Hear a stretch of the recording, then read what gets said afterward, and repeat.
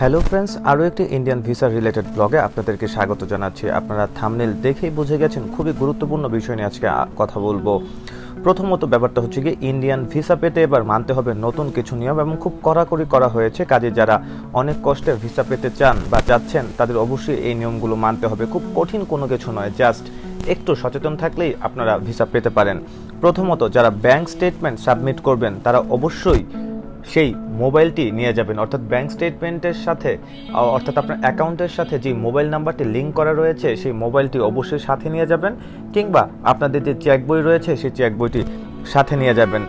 তাহলে কিন্তু আর কোনো রিস্ক থাকছে না। এছাড়াও যারা ঢাকার যমুনা ফিউচার পার্কে জমা দিতে চাচ্ছেন, ভিসার জন্য ফাইল সাবমিট করবেন, তারা ফটোকপির সঙ্গে মেডিকেলের যে অরিজিনাল ডকুমেন্টস, লাইক বাংলাদেশে যখন আপনি ডাক্তার দেখিয়েছেন সেটা প্রেসক্রিপশন কিংবা রিপোর্টগুলো আছে সেগুলো ফটোকপি তো জমা দিবেন, পাশাপাশি মেনগুলোও নিয়ে যাবেন। কেননা আজকাল প্রচুর ফেক ডকুমেন্ট জমা দিচ্ছে, কাজেই তারা অরিজিনালটা চেক করতে চাচ্ছে।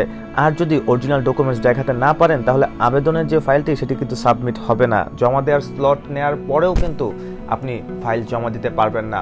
অনেকে 5,000, 7,000, 8,000 টাকা খরচ করে স্লট নিচ্ছেন, কিন্তু আপনার সাথে যদি অরিজিনাল ডকুমেন্টস না থাকে তাহলে কিন্তু অবশ্যই আপনি ফাইল জমা দিতে পারবেন না।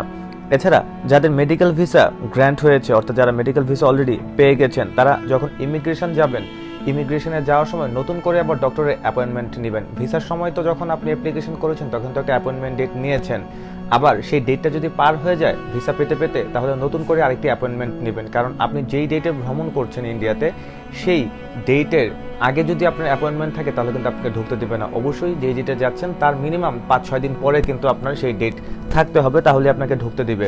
আর না হলে কিন্তু ইমিগ্রেশন থেকে আপনাকে ফেরত পাঠিয়ে দিবে। কাজে এই বিষয়টি অবশ্যই মাথায় রাখবেন।